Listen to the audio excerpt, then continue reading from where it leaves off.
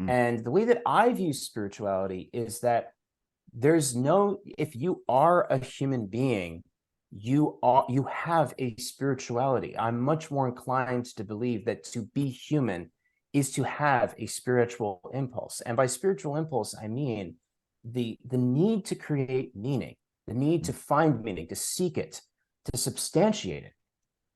And spirituality, I view as your relationship to the highest and most transcendent value. And so for a lot of us who are living in this incredible grind of, late capitalism, whatever you want to call it, it's like we're under this spell where the highest and most transcendent value, becomes an inflated sense of egoism or, a very crude hedonism, or we're just confused, but fundamentally, all of us, no matter what labels you attribute to yourself, no matter how positively or negatively you view terms like spirituality, that's something you share in common with the rest of humanity. Is to be human is to need meaning. And I would argue that that is a part of what it means to be a reflecting being in the cosmos, because we are reflecting the depths from which we were formed. Welcome to Rebel Spirit Radio, exploring the frontiers of spirituality, consciousness, the esoteric, and humanity's sacred relationship with the living earth. I'm your host, Nick Mather, and in this episode I am joined by author and educator Amal Jacobson to discuss his book, Beyond Materialism, Spirituality for the 21st Century. In a wide-ranging conversation, Amal talks about the limiting perspective of materialism, how spirituality is part of what it means to be human, and his experience on the path of Tantra and its ability to help us overcome what limits us through the recognition that everything stems from a single divine source. Also, please be sure to like and subscribe to this podcast on whatever platform you use to listen to or view podcasts. Your support is truly appreciated. Amal Jacobson is a teacher, educator, and author. For the last 20 years, he has traveled widely across Europe and the U.S., teaching classes and leading workshops and retreats on Tantra and meditation. Writing under the pseudonym A.J. Hernandez, he is the author of 2 novels. He has a Master's of Philosophy and Religion from the California Institute of Integral Studies, where he graduated from its Philosophy, Cosmology, and Consciousness program. Currently, Amal is a teacher at the Progressive School of Long Island, based out of New York. He joins me today to discuss his latest book, Beyond Materialism, which seeks to challenge the dominant materialist worldview and explores what role spirituality and mysticism might play in addressing the social, political, and ecological challenges of the 21st century. Amal, welcome to Rebel Spirit Radio. Thank you for having me. Yeah, well, thank you. Excited to be here. Yeah, I'm very happy that you're here, and I'm very much looking forward to reading your book. We graduated from the same program, and so I noticed a lot of themes. I can tell, there's a lot of kinship in there. But I thought that maybe the best place to begin would be for anyone who's listening or watching this who may not know exactly what materialism is, materialist worldview. So I thought that maybe you could kind of describe what that is. Yeah. So when I think about materialism, I always think of that sort of famous joke that David Foster Wallace always told, where there's these 2 fish that are swimming through the ocean one day, just enjoying being a fish. And then this older fish swims by and says, "Nice water today." And as he swims by, one fish turns to the other and goes, "What the hell is water?" Of course, the joke there is that when something is as ubiquitous to your existence as water is to a fish, you don't recognize it. And you don't understand how it's the superstructure that is informing everything else and upon which you depend. And so materialism, I would argue, is at the bedrock of most people's modern understanding of the world, and certainly most intellectual, scientific, rationalistic ways of looking at the world today as well. And it's usually defined by the idea that that matter is the only thing that exists in the universe, and anything that is apparently non-material like your consciousness or thoughts or feelings, are byproducts of matter. They are ultimately explainable by material interactions. They have no independent existence of their own. And it seeks to use that basic foundation to explain, that consciousness is merely a byproduct of the brain, and so on and so forth. Right. So that's what the book starts with, at least initially, and then moves on from there. Okay. So moving on from materialism, it's, no big deal. Yeah. Well, I agree. And that it permeates everything. And we often don't understand or see the assumptions that we carry that are so deeply embedded in this materialistic worldview. But what's wrong with the materialistic worldview? Well, I would say that materialism as a worldview is actually helps shepherd us out of an older era of history. That every era of history, I feel like, is a consequence of the worldviews that we bring to bear to it.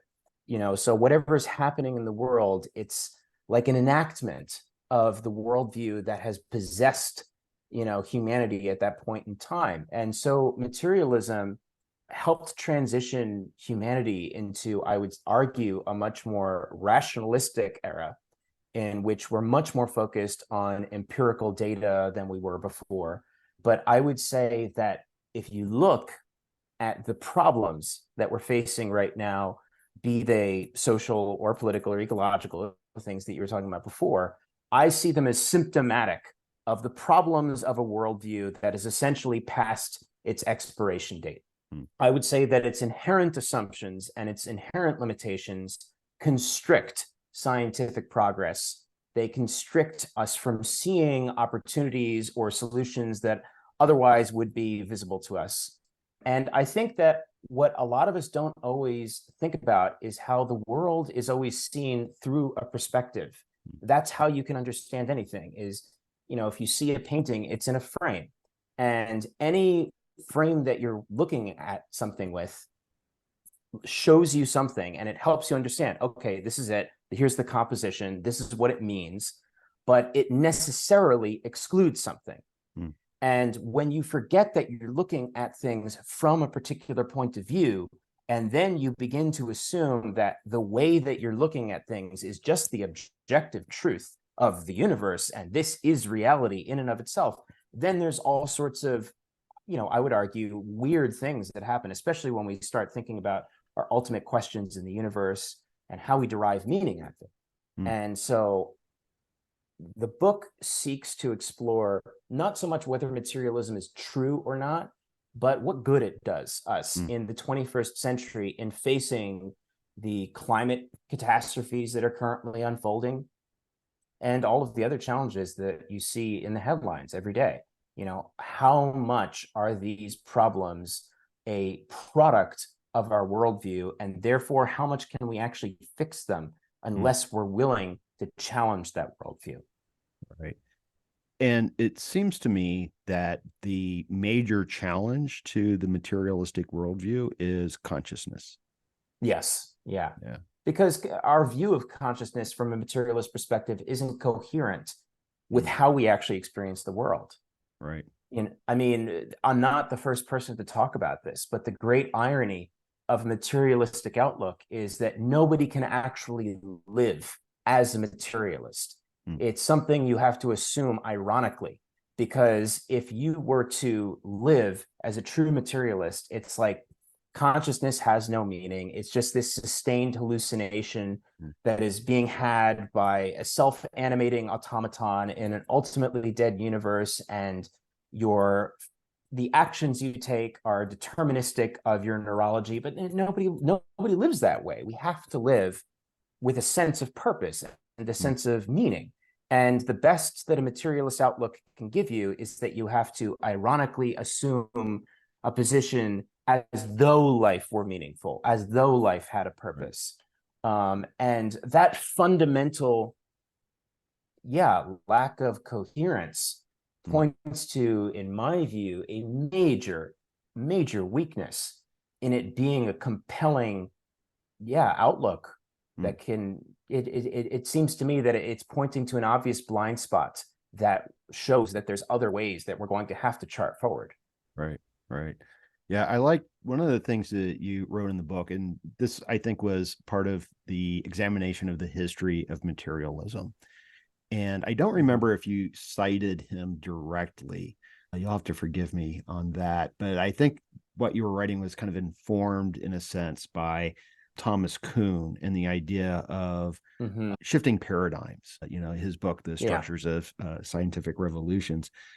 And, in the history that's often used to explain paradigm shifts, it goes from the model of the universe where, the earth was at the center and everything kind of circled around the earth, but then there were observable differences or phenomena that you couldn't explain. So they created all these epicycles where the planets were hitting these like little loops.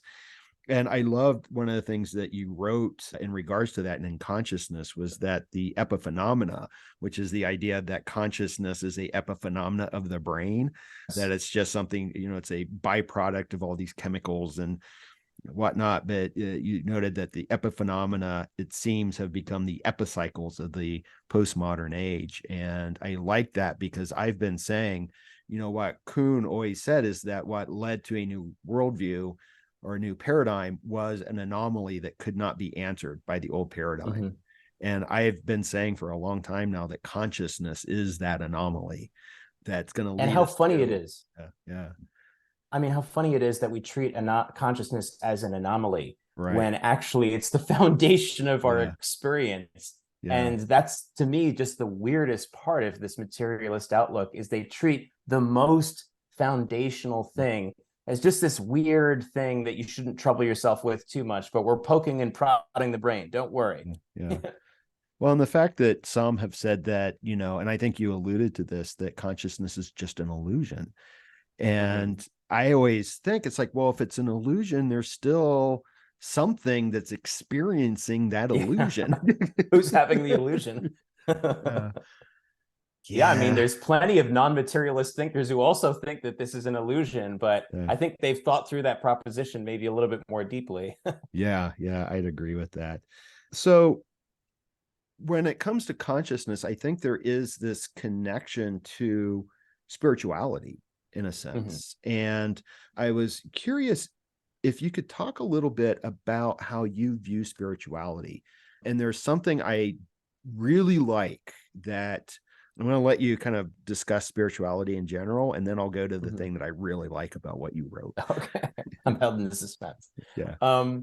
Yeah. So I think that when a lot of people hear that term spirituality, alarm bells can go off. Maybe if you're not a spiritual person in the first place, then you might not think that. But I think for a lot of, rational, skeptical people out there, there's this, I would say, a natural tendency to associate the scientific with the rational.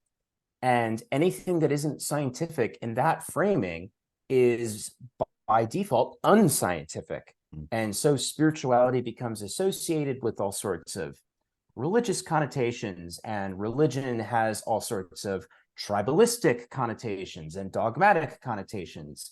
And, these ideas that they're based in irrational beliefs and subservience to some scriptural or spiritual authority.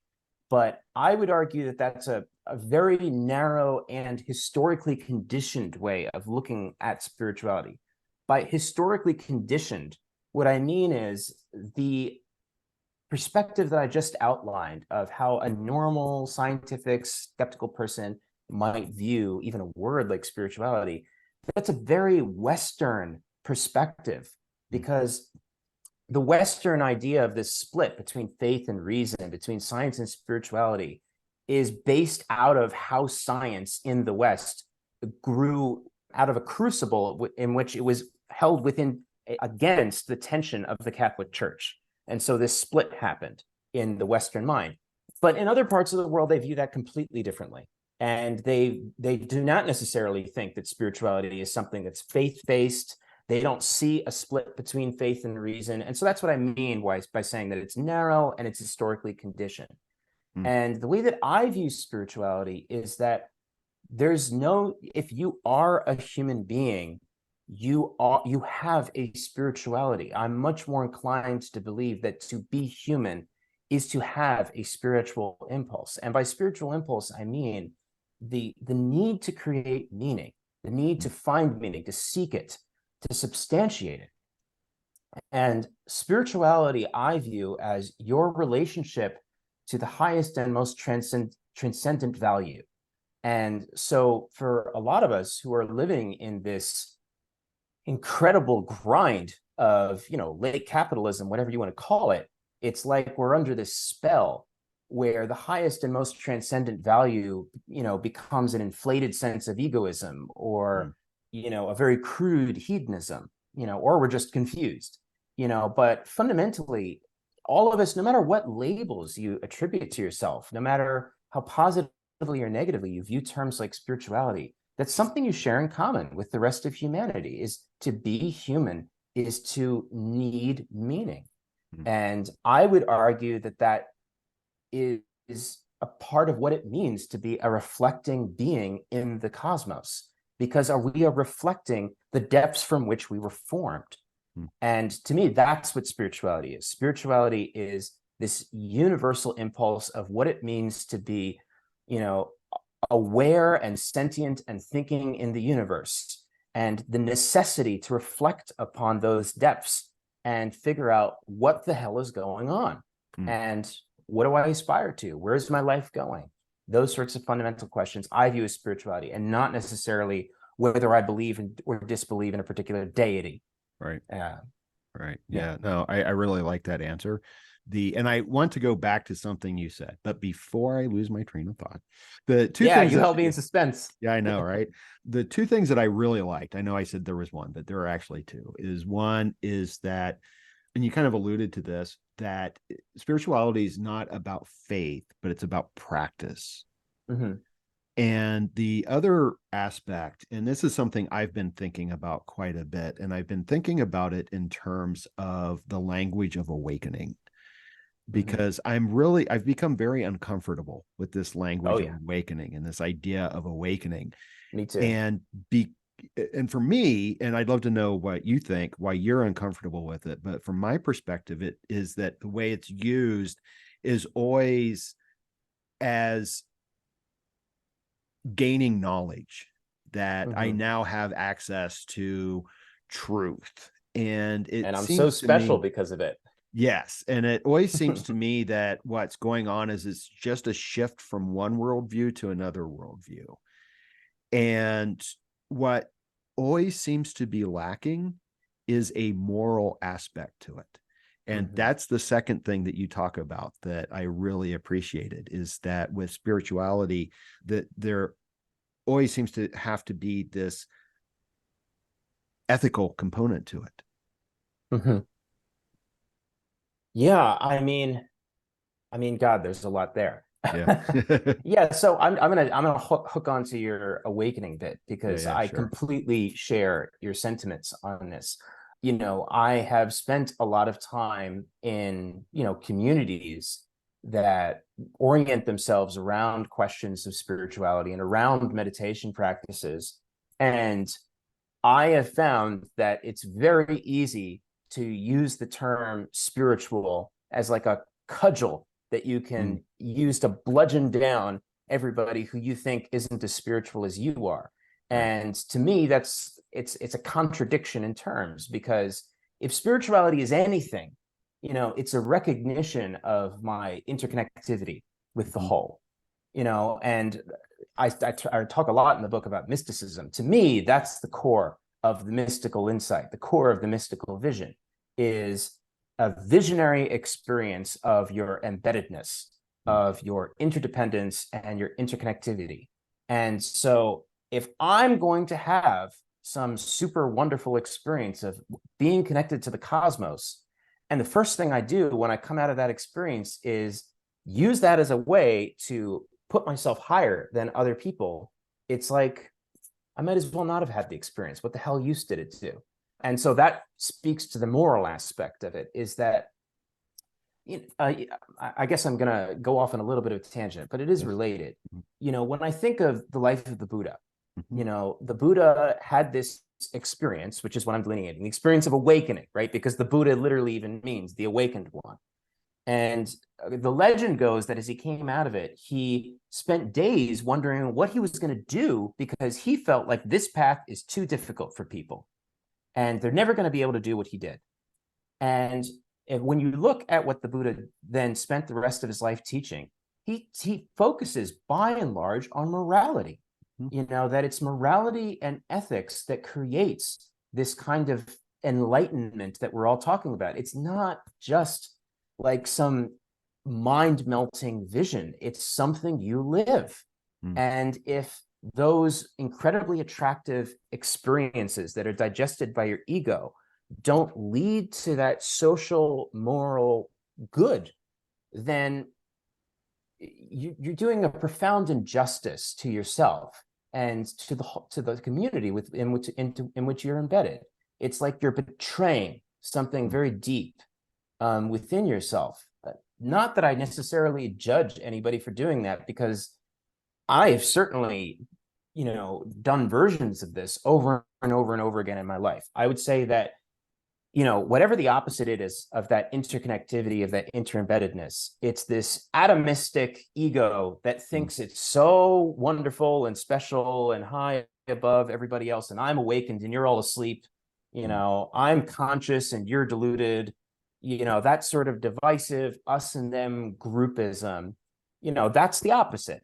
And it's very easy, to get pulled in that direction, because the ego, in my view, it's superpower. At least my ego, that's all I can speak of. My ego's superpower is to turn anything that might threaten it into something that strengthens it, and in my experience, the only way to really counteract that in any meaningful way is to change the way that I'm living my life concretely in a way that can be socially and recognized, because otherwise it's not doing any good. Even not to myself, because I might think, oh, I'm doing my meditation and I'm experiencing such wonderful states, but if my actions are constantly betraying that, what progress is actually being made? Right. That's my view. Yeah. I don't trust it when others talk about being enlightened, and I don't trust it for myself. Exactly. And, yeah. I always like to, and I've stated this a few times in the podcast, but I can't help myself. I'm going to do it again. But there's a quote by Thoreau and Walden that's something like, "I have never met a man who is quite awake. If I had, how could I have looked him in the face?" Yeah. Interesting. Yeah. It's an interesting quote. Thoreau, you said? Yeah. It's in Walden. Yeah. Thoreau's my guy. Yeah.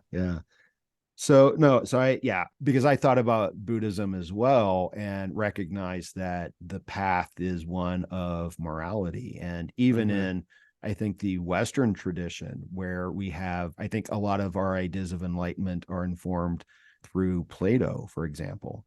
But even in Plato, it's the good, that's the center of it, is the good. And that's a moral something. The form, to know the good is to be good. And these ideas of virtue are inherent in Plato. So it's there wherever you look, I think, these notions of morality. And I think that we've kind of forgotten that, and that I think is so important to kind of get back to them. And the Platonic idea is that the beautiful and the true are unified with the good. You can't divorce those three. Right. Yeah. Thank you for that. I always forget that. And I'm still working, the coffee still going through here. So something that you had said, I kind of want to go back to it. And it was this idea, you had mentioned capitalism, and capitalism is so deeply embedded in this materialistic worldview. And it seems to have gotten its tendrils into some of our notions of spirituality. That's for sure. And I was wondering if you could speak to that a little bit. Yeah. God, what a beast that is to untangle. Well, capitalism sort of reminds me of what I was just talking about with the ego, where it's like the ego's superpower is to turn anything into a threat, into an asset, And capitalism is famous for its ability to do the same thing. Perhaps most famously in the 60s, it takes a countercultural movement, and then he just slaps it on a t-shirt and sells it. We're at the point now where, I'm a teacher, same as you are. My kids literally think that Nirvana is a brand. They don't even know that it's a band. And so capitalism has really digested a lot of spiritual traditions and spiritual technologies in a way that, I would say is the epitome of everything we've been discussing, of betraying an ideal with the action. Because when I think about a region of the United States that associates itself most explicitly with this sort of spiritual outlook, I think of the Bay Area, and there's a lot that I love about how much that spiritual outlook has permeated the Bay Area. But if I look at it objectively, what has this region of the world that I love so much, what has it concretely contributed to the world? And it's like Facebook, Google, Apple, just these massive monsters that are eating the world and digesting it. And spirituality in the Bay Area is used to grease the wheels of that exploitative economy. It's mindfulness gets divorced from the Buddhist ethic, and it becomes about how I can be a more emotionally well-adapted exploiter. How I can be more mindful of how disturbing it is that my company is psychopathically enacting its will on the planet, and I can just sort of transcend that in my own serene private sense of wellness. Right. Which is one of these other terms that anytime I hear it just makes me want to run for the hills. Yeah. But it's sad. I guess there's an emotional chord that's being struck there, because for me it's something sacred, and I don't want to be some sort of gatekeeper where I'm just like, oh, that's all bad, that's all crap, and I want to poo-poo all over all of these wonderful things that people. It's not that. It's much more that I hate to see something that can be used for such a profound good be used so thoughtlessly and recklessly in a destructive direction, or even just a direction that's just aimed even at just a pure consumption. Right. It's just a waste. Yeah. It's heartbreaking for me. Yeah. Well, I think it's a valuable critique. One of the things you noted is that mindfulness meditation is just one form of meditation, that there are other kind of meditations that probably are not conducive to the capitalist enterprise. I would say so. Yeah. And I also share your concerns with wellness. And I see on a couple of different levels, I know that these like wellness clinics are popping up all over the place. And I often have to wonder, it's like, well, what exactly are you selling? Because that's what's being sold. They're selling this. But yet at the same time, I know, for example, that it's even getting into universities. I know that the UC Irvine has a wellness kind of clinic or something like that, but there's a wellness component to things. And I think that's true, not just of UCI, but other universities as well. They're bringing in this wellness, and often it's being funded. Yeah. Well, it's interesting because I see that as like, I'm sure they're going to do a lot of good. It's hopefully not like I just think it's all terrible, but like one of the things my mind is going to right now is just the big money that's now going into things like psychedelics, which is, if there's anything that has a revolutionary potential to totally transform people's consciousness like that, psychedelics can affect that sort of change, but then big money only comes in because they're expecting a return. And so it's like, I don't know what that's going to look like and how much mystical visionary experience that can be affected through psychedelics, which to me seem like innately a threat to this sort of insane consumption extraction economy that we're a part of. And yet, how much can that be digested by, that capitalist machine? I don't know the answer to that question. Yeah. All I know is that it makes me uncomfortable when I Yeah. see so much investment going in a direction that ought to be, a force for, for counterculture, for revolution. Yeah. Yeah. So what comes to my mind, and this is a little bit of a diversion, and this is not part of your book, and we'll get back to your book, but what comes to mind was that the internet really emerged out of the counterculture in the Bay Area and was deeply informed by psychedelics. And my understanding is that a lot of people who were still working in Silicon Valley were very psychedelic friendly. Yeah. And the They certainly original, still are. yeah, well, but the original vision was that it could be a counter to the dominant social structure. And that language was, well, if we just, open up everyone's minds, this is a way to challenge those powers and to create a more equitable society. And it was good, right? There were good intentions, good ideas there. But then you see those folks, like Zuckerberg and Musk and, all the others coming in, and it has taken away from that original idea. And so I was just thinking about that history of it and this, what everyone keeps calling this renaissance of psychedelics. There seems to be that similar idea of hope that it can challenge the social structure. And I'm hoping that we can learn our lessons from the last time. Yeah, I mean, the internet is just a substructure now of surveillance capitalism. That's how, that's how it enacts its will. Right. And then AI is just a derivative of surveillance capitalism. Right. And so who knows? Yeah. Who knows where this is going?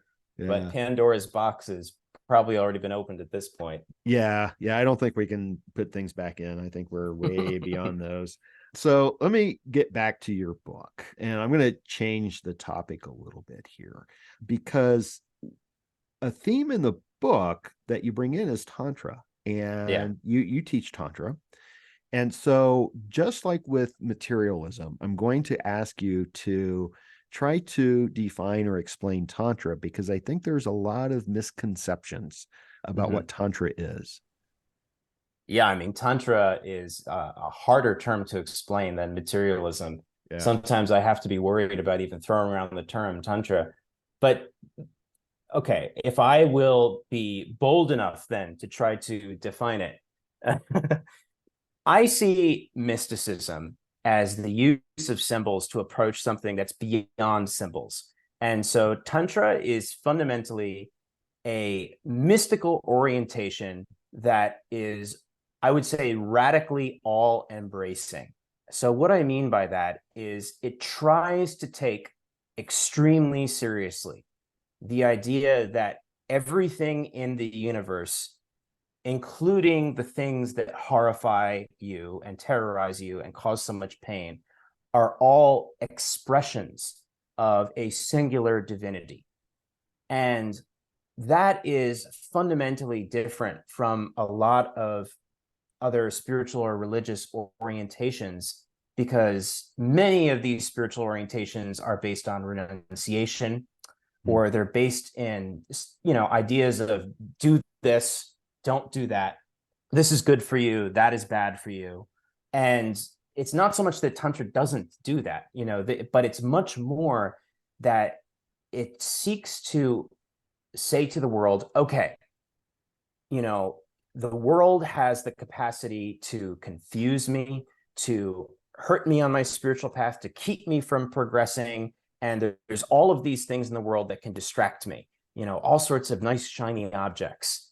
And so I can try to escape all of those things that attract me and put myself in a cave, and meditate there. That's another long tradition that comes out of South Asia. Or how can I engage skillfully with the world such that the things that would ordinarily be the cause of my bondage become the, liberative tools that help me in my quest of emancipating myself from my limitations. how can I break the chains of these bondages by seeking to skillfully engage with them? And, so Tantra as an orientation exists in many of the different religions that you see come out of South Asia. So there's Buddhist Tantra, which is essentially Tibetan Buddhism. There's Hindu Tantra, there's Jain Tantra, and so on.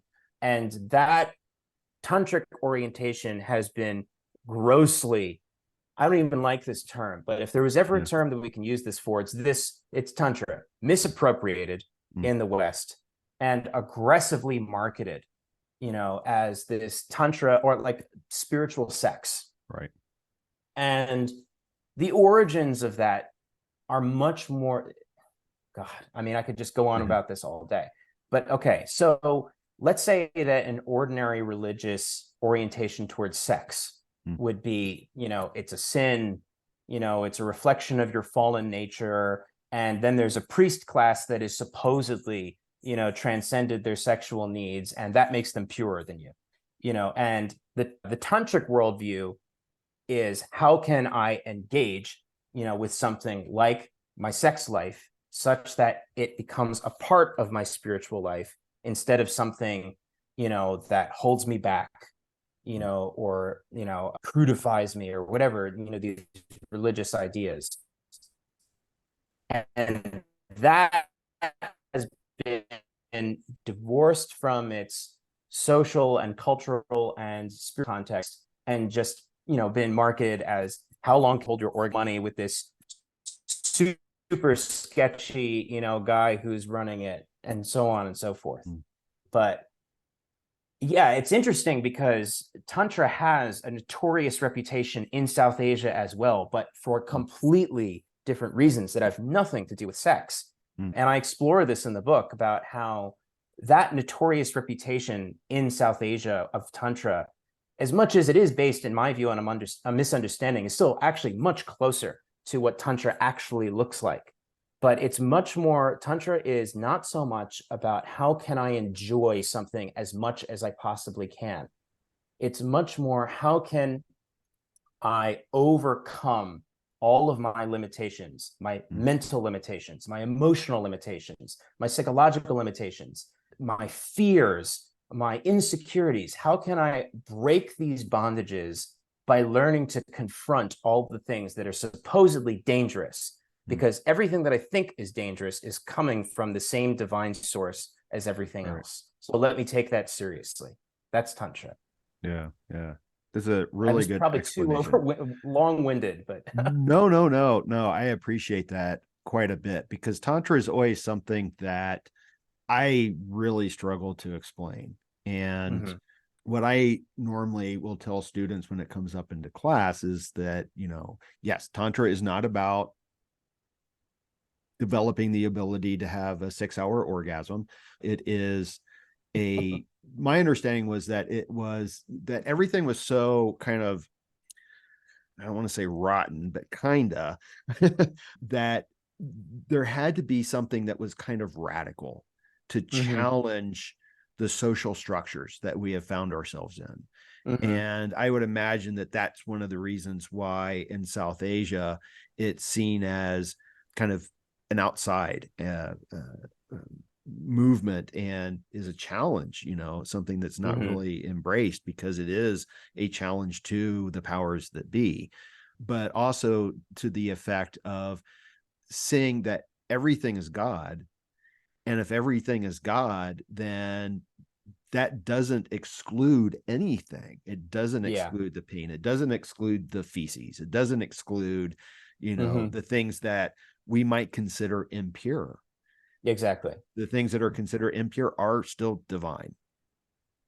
Yeah, precisely. It takes that idea seriously. Yeah. And that can be scary. It can be repulsive, but ultimately, what is your spirituality worth if it can't contain the totality of what this world actually is? Right. If spirituality is based on a sort of escapist mindset or a sort of divisive mindset, then I think that in the long run, it just creates more of that divisiveness. Or if it's based in escapism, it can be used as a political tool to dominate people. Right. I mean, there's such a long history in places like India, of oppressing lower caste people under the basis that this world's all an illusion anyway, and just follow the dharma of your lower caste, and you'll do a better time, have a better life next time. And obviously those are incredible distortions, very subtle and profound ideas. But I think that desire to escape, our suffering, that desire to, to be repulsed by something and run in the other direction is so deep in our animal nature. And what I mean by animal nature, I don't mean lower nature. I just mean our nature as, an organism that's conditioned by millions of years of having to run away from predators. And if we want, to evolve, if we want to be able to expand beyond these boundaries, we have to be willing to look these aversions in the eye, and embrace what non-dual really implies. Right. And to me, that's the spirit of Tantra. And so I focus a lot on Tantra in the book, not only because it's what I have a lot of experience with, it's the tradition I've been practicing for many, many years, but also because I just really feel like it has something profound to offer to the world right now. And I see that it can be something that it has universal application, these ideas. It doesn't have to be exclusive to some particular group in some region of the world. Right. Yeah, you made a comparison in the book to some of the Western esoteric traditions with Tantra. And I really liked that some of these esoteric traditions could be seen in that sense, that there's a commonality to them. Well, I mean, I'm not so let me put it this way. I said much earlier, that spirituality is a part of what it means to be human. And so, again, if I take that idea seriously, then that yearning, which I view as a universal one, has been popping up throughout history according to the cultural matrix, from that was conditioning it. And so my perspective is that if we can look past the exoteric, literalistic understanding of a religious belief, there's a kernel there that speaks to that universal spiritual impulse that I share with everybody, including people who identify as atheists, or non-spiritual. All of us need a narrative that we live by, and many of these narratives, which have been stood the test of time for thousands of years, have something extremely valuable to offer if we're able to look past the more dogmatic, divisive aspects of how religion has played out in history. And so, of course, I see so many similarities between Western and Eastern esotericism, because these are just different culturally conditioned ways of describing or pointing towards something that is beyond culture, that is beyond, the name or the face that we seek to describe, that ultimate grounded being. Some people will call it, and that's actually what I really appreciate, by the way, about Hinduism, although I wouldn't call myself a Hindu, is I love how there's this omnivorous sort of attitude towards how divinity can express itself with this face and this name and this role and that role. I think that's really getting at something crucial about, how it feels to be a human in a universe that sometimes feels profoundly benevolent and other times profoundly violent and destructive. Yeah. I usually describe the Indian religious traditions as being rather inclusive. And because they do recognize the validity of other spiritual experiences and tend not, it becomes difficult because every religious tradition, and you noted this in the book, at some point ends up serving power. And I think Just look that, at the Hindu nationalists right yeah, now in India. exactly. That's Yeah. what I was thinking of, is that you do get that. But I think that there is that core idea of respect and recognizing and honoring a multitude of spiritual experiences. Now, I probably should have started out with this. And maybe I need to start doing this with my guest and start asking them, well, tell me a little bit more about yourself, because I always start with the bio, but I'm curious about your experience and kind of what led you to exploring Tantra. If I remember correctly, and I have his name written here, wasn't your teacher Ananda Murti? Is that correct? Well, Or I would say that I was taught more by a representative of okay, Anandamurti. all right, good. Yeah. Yeah. But I know that you discuss Ananda Murti quite a bit in the book. So I was wondering if maybe Yeah. just if you could maybe, tell a little bit about what led you to learning about Tantra, and maybe say a few things about Ananda Murti. And then I have another question about Tantra when you're done. Okay. Yes, that's a really good question. And I mean, in the beginning of the book, I give my sort of story of awakening and try to frame that within, I try to problematize it and talk about what am I seeking to accomplish by such a story. But for me, yeah, I was somebody who could not compartmentalize my life. And so what I mean by that is I was somebody who had a lot of existential angst. I was somebody who felt like I really needed a sense of meaning. I needed a sense of purpose. And everywhere I looked, I just found something that didn't feel compelling to me. And it felt repugnant to me, if anything. I came from a very privileged, upper middle class location in Long Island. And, I was one of 3 Latinos in my entire school of like 1,200. And there was very much this push towards achievement in my school. And I viewed it very cynically. I just felt like they didn't care about anything except for the numbers that they could publish.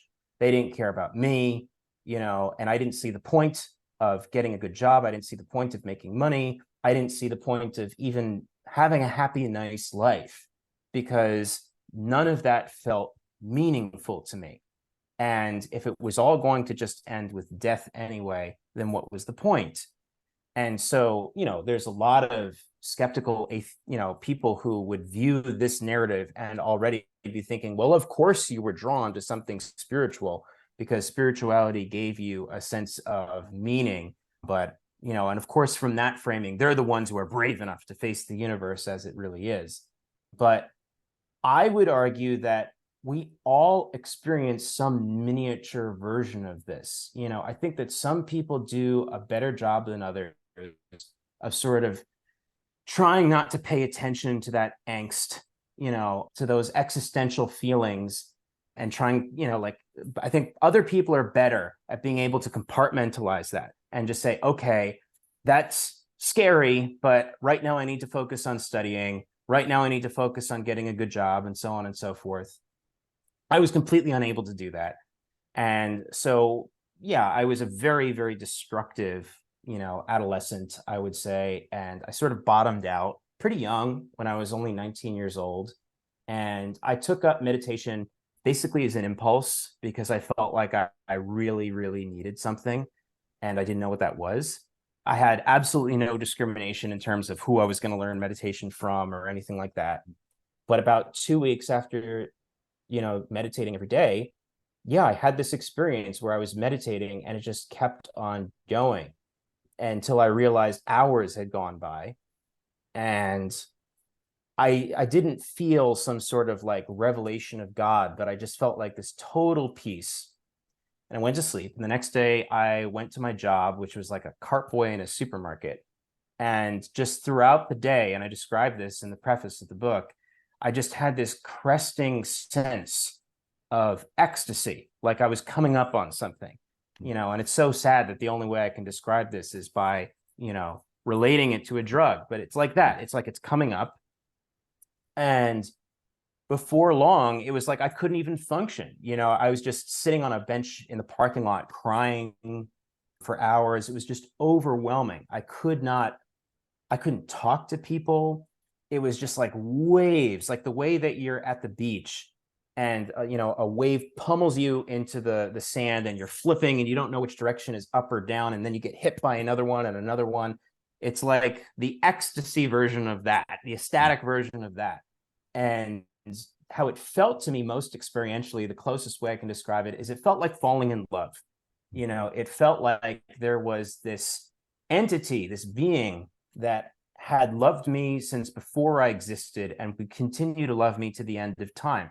I had no philosophical framework, none whatsoever. That's how it felt like to me. And how I would now describe that experience is it was an experience, it was like the first recognition that there was a part of myself that goes deeper than this mask I'm wearing right now, Amal, orientation and my ethnicity and my life circumstances, that goes deeper than whatever stupid thing I happen to be thinking or feeling in a given moment. There's something that has been there since the start and will be there till the end, and has been there before there was a beginning and will be there after there is an end. It's this eternal being that is expressing itself through this tiny little mask called Amal.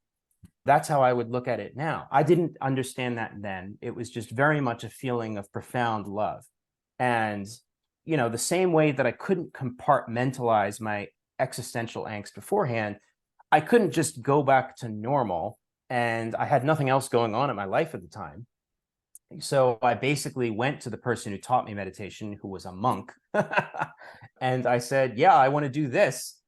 And he said, okay, well, if you are serious about that, there's something you can do where you can go to a training and then you live with monks for some time. And what I didn't know at the time is, because he was a tantric monk, for him, what it meant to engage with the world is that he was somebody who was dedicated towards, social causes and social activism. His tantric orientation taught him that to be spiritual was to work towards a better world for all, not just all people, but all animals, all plants, all of creation. He wants to serve God by serving the so-called other that is there in front of him. And so I jumped on a plane and ended up in Denmark, and then eventually went to a training in Germany where I was taught by this totally crazy monk who had been a political prisoner for years and was tortured by, during the Indira Gandhi regime. And he was like the spiritual version of a drill sergeant. I don't really talk about this in my book, but it was totally crazy in retrospect. We were meditating more than 8 hours a day, and he was so tough on me. And one day he told me I was a spoiled American brat, and he took away my socks and shoes and kicked me out of the house and told me I wasn't allowed to talk for a week. And so I just spent a week like wandering around the German countryside barefoot with my feet bleeding, and I built a hut in the woods. It was a crazy experience. But then after that training, which was a few months, then I lived with and worked with these monks who were much more normal, based out of London, and they were working for a disaster relief organization, working to raise money for them. And after I did that for a time, I went back home and I went to college, and that was my awakening. My superhero origin story. And I say that, ironically, because, okay, what's the point of a story like that? If there's anything that I've learned in the 2 decades since, is that these experiences don't mean anything unless you're able to live a life that other people can see, is aimed towards creating some sort of good. Right. And I've just been humbled by life over and over again to recognize that there are many people I've met who have never meditated a day in their life, who wouldn't call themselves spiritual ever, who are just so much more developed as a human than I am, who are just such an incredible representation of what human potential can really be. And, I would do better to aspire to them, and what they've done with their life, than to ruminate on how spiritual of an awesome guy I am, right. But it did set me down a path, and I would not be who I am today had it not been for those experiences. I needed those experiences to be who I am now. And maybe that's why I had them. Maybe other people are better than me, and that's why they don't need that. But that was my path. Yeah. Well, thank you for sharing that. And I love the idea of the activism and doing the Mm-hmm. work, because I think, again, that's often left out in a lot of notions of spirituality in the West. It tends to be kind of narcissistic in many Yes, ways, I exactly. think, and I think to be of service is part of that moral path. So let me ask you to say a few words about Anandamurti, since Oh yeah, I didn't even so, bring so that up. My God, yeah, no, it that's shows how okay. I narcissistic I am. No, no. Well, I jammed a couple questions into one big question. So, Mm-hmm. yeah. So, yeah. So, Who was he? so Anandamurti was a guru. Probably, I mean, that was probably the most radical thing about me in San Francisco, is I was, that I actually have a guru. He lived from 1922 to 1990, and he was a very important spiritual figure in that whole yoga, meditation thrust towards the West that happened in the 60s and the 70s. He, however, is quite different from a lot of the other famous figures who come out of that sort of period of history. I would say most notably because he was so political. Hmm. He was imprisoned from 1971 to 1978 by the Indira Gandhi regime because he was an anti-capitalist and because he was anti-communist, and he basically, he was also he talked a lot about economics and politics, and talked a lot about how spirituality and being a spiritual person has to be reflected in our morality. Therefore, if we are aiming at creating a better world, for all, we have to be willing to challenge our social structures. And he was one of the very few gurus who was willing to say capitalism as a social structure does not encourage the liberation of human beings. It doesn't address even their most basic needs, and it's leading towards an ecologically psychopathic future. And Indira Gandhi, a lot of people don't have really much of a knowledge of what Indira Gandhi did, but she declared a state of emergency in 1975. She banned dozens of organizations that she considered a political threat, imprisoned thousands of people. And so Anandamurti was one of them. All of his followers were also thrown in jail. I know dozens of monks during that era who were imprisoned and tortured. But then eventually he was let out, once she lost power in 1978, and spent the rest of his life until 1990 basically talking about this vision that spirituality has to be united with a struggle for social good. And so he comes from the tantric tradition. He very much posited a spirituality that should not be religious, that should be something that can be universally applied to people, no matter the differences in culture. And yeah, he was very dedicated towards those aims, I would say. And yeah, it's a shame actually that he's not more well known in the West, because in India, he was an extremely controversial figure. He's much more well known there, but he did not care about money or celebrity. You hear about these gurus who had collections of luxury vehicles, and it just blows my mind because I just come from a tradition that's just so radically different from that. But yeah, I would say that I've studied his philosophy quite extensively. I've I've I've been practicing tantric meditation now for about 20 years, and I've really, I guess my whole mission has been that if we're going back to that story of awakening, that I had this experience, and my fundamental struggle ever since then is, how do I talk about this? Because I feel like I experienced something valuable. I feel like I'm now like holding on to these jewels, and I want to share them. And so how do I talk about this? How do I bring people in?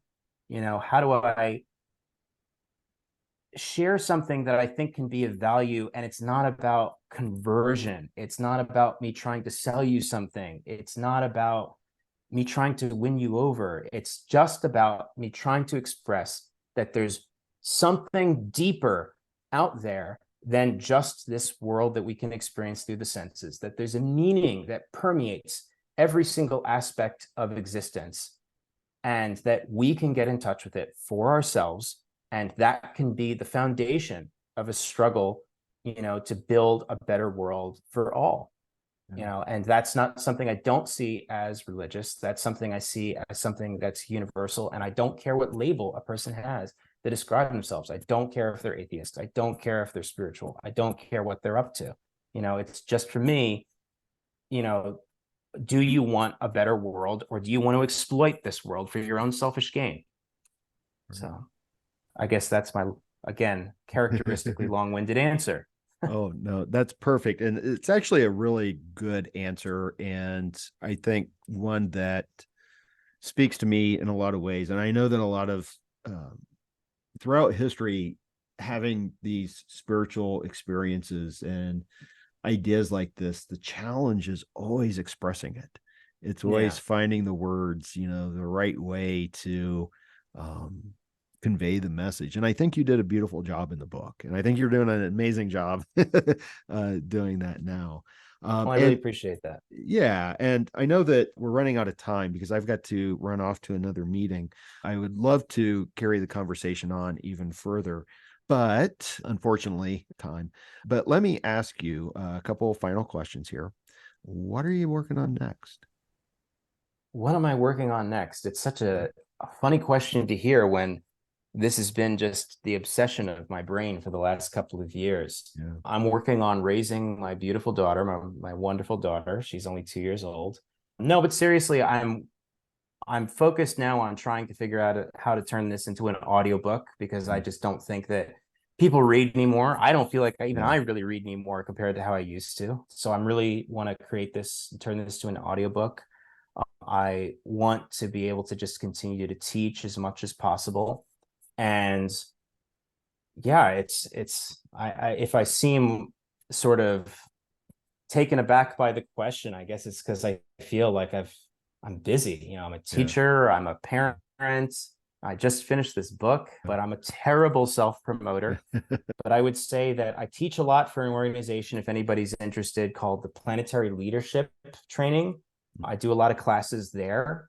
I have a YouTube channel called Anandamurti 101.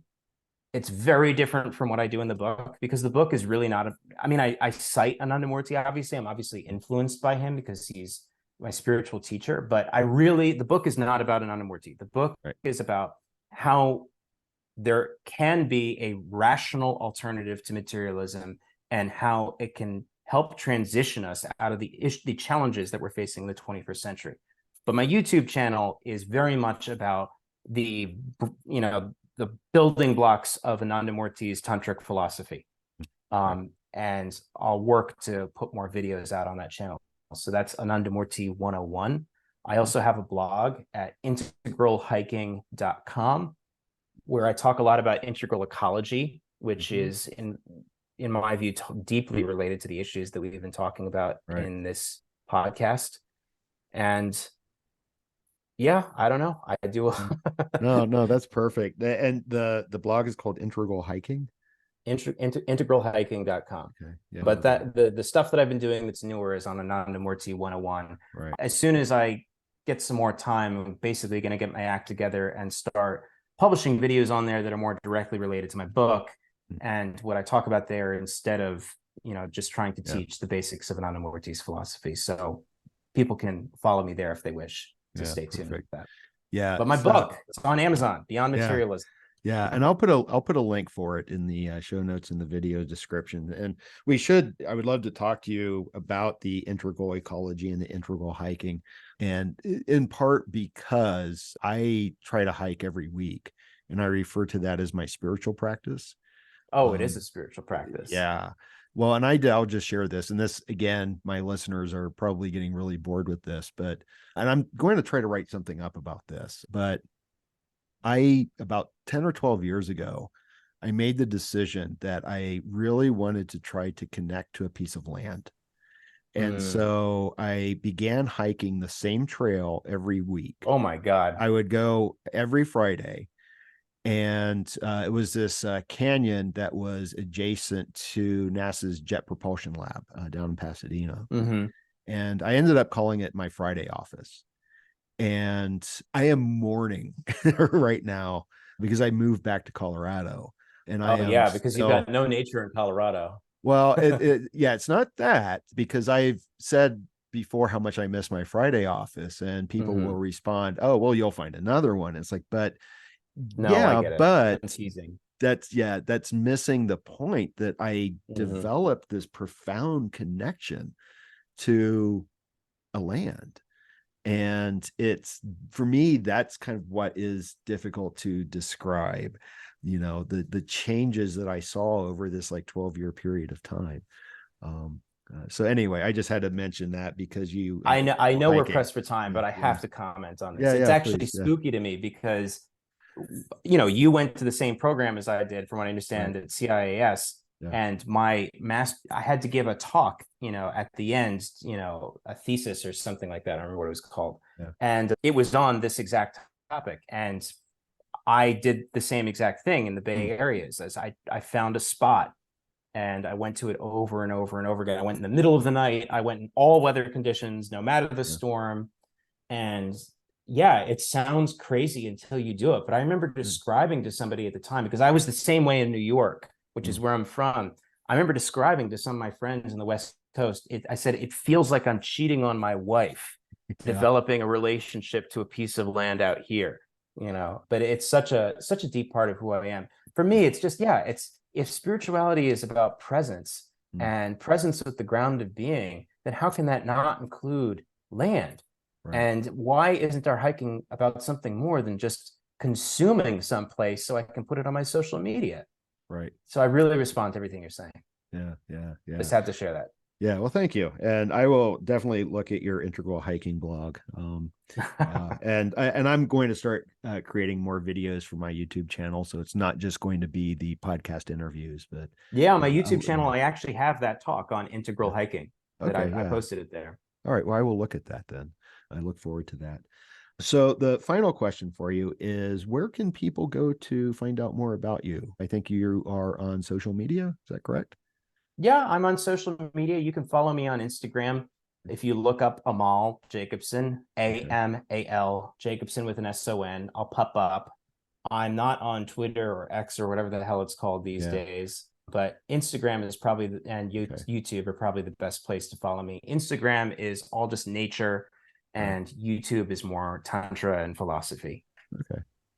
Right on. Well, I'll put links to your Instagram site on the show notes and video description as well.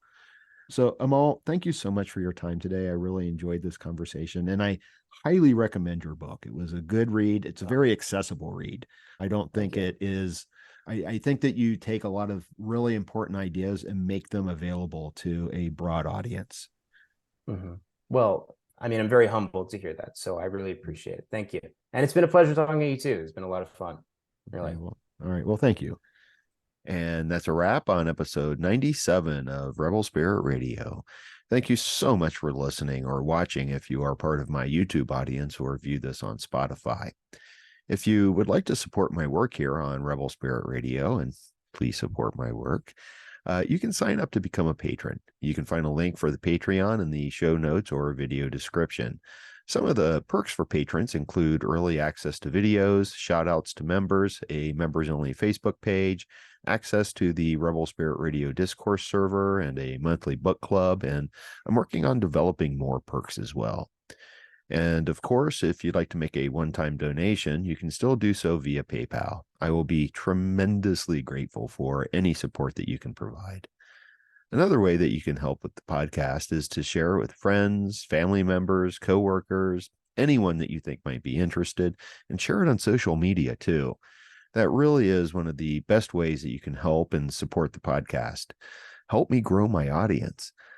As I always like to say, I'm out here doing missionary work in regards to religion, spirituality, and ecology, psychedelics and consciousness, and how all of this can help us heal humanity's relationship with the sacred earth. So if you feel moved by the rebel spirit, and I sure hope that you do, then please, by all means, help me share the good news.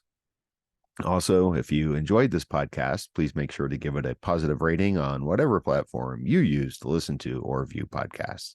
It only takes a second, and your 5-star ratings really do help, especially if you listen on Apple. If you have a minute to spare, please consider posting a short but positive review. And please subscribe. For those viewing on YouTube, please give this video a thumbs up and subscribe to the channel. Make sure you hit that notification bell so you'll be informed when I upload new content. I'm Nick Mather, and you've been listening to or watching Rebel Spirit Radio. Until next time, may you be at peace, may you flourish in all possible ways, and may you continue to nurture your rebel spirit.